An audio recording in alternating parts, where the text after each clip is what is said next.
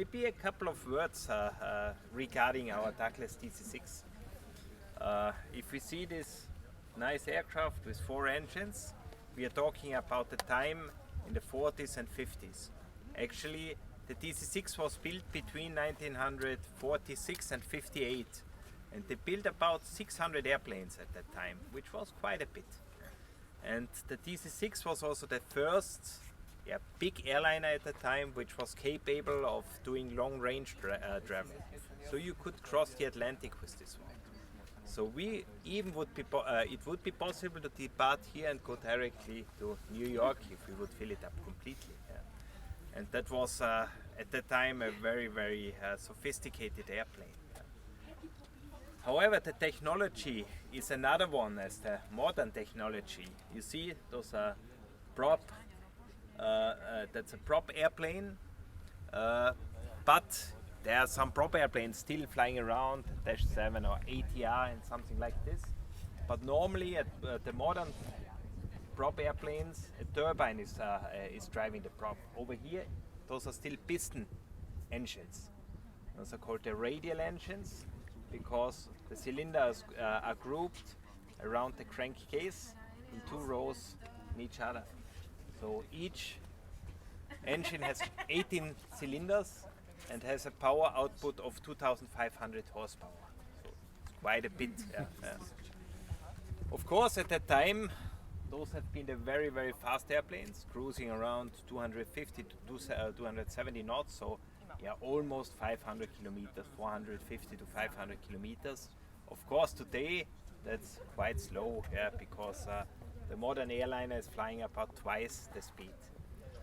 So if they crossed the Atlantic at that time, it was more about 16, 17 hours of flying, if you compare it. However, the DC-6 has also done a record flight going from LA to Amsterdam, which took 23 hours and 40 minutes non-stop.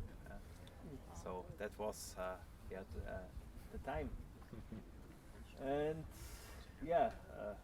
flying was very exclusive at that time. So you will see the interior is very nice, and so people really spent those hours in the airplane. The interior, you will see it's not fully original because there were benches you could get down, and the people really slept in the airplane. There was a cook coming with them, and he really cooked live. It was not like today where they are warming up the food. It was really live cooking at the time.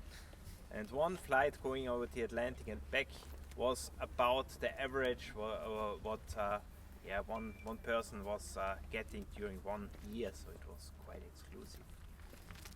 Normal people at the time, they went still with the ship boat over the Atlantic, and just the quite rich people, they were able to fly an airplane.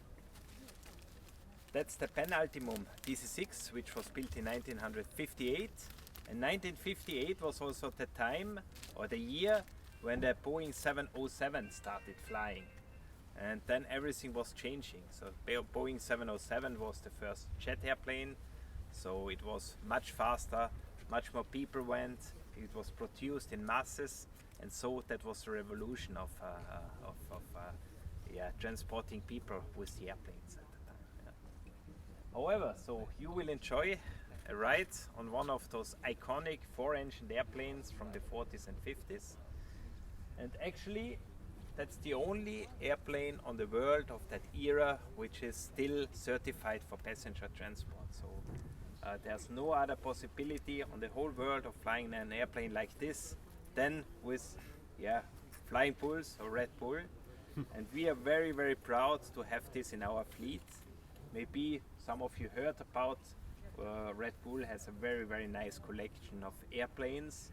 And normally we are doing air shows going all over Europe. Now it's a little bit changed with that COVID situation. We're not flying that much. We have a beautiful hangar at Salzburg. It's a museum, but a museum that is able to move. So we are getting the airplane over the weekend to this air show, that air show, and it's free of entry. So whoever is coming to Salzburg is of course invited to join the museum. Also look at our other airplanes. We have in total nearly 40 airplanes. many airplanes of World War II, a Lightning, a B-25 Mitchell bomber, Corsair, Mustang, so really very, very nice airplanes. As well as modern airplanes, or more modern airplanes like an Alpha Jet. Actually we have 4 Alpha Jets doing air shows. Back to this history of this airplane, so it was the penultimum DC-6, and this one was delivered in 1958 and joining the Yugoslavian Air Force at the time. There were 2 airplanes, 2 DC-6s coming, and one was used as Marshal Tito's personal airplane. This was this one. So, Marshal Tito flew quite a bit on this airplane. We even have a picture about him flying to Australia. I don't know why, but he flew with this also long distances, and was a wonderful airplane. We even met the pilot once in Maribor.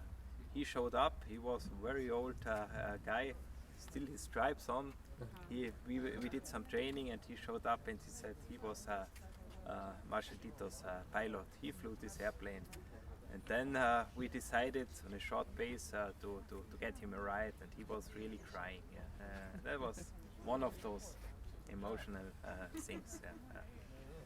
I hope you're not going to cry if you are flying with this airplane.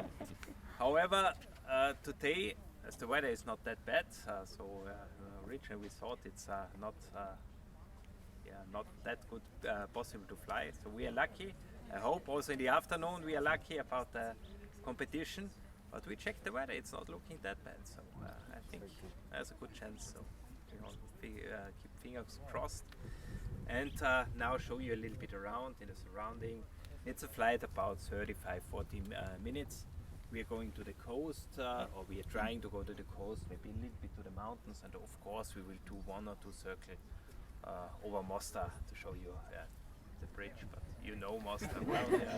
Most probably have been up on the mountains looking at Mostar. But on a DC-6 it's another kind. So I would say, you're ready to board? Yes. Maybe have a picture all together with you? Yes, of course. Very nice visible. So to left.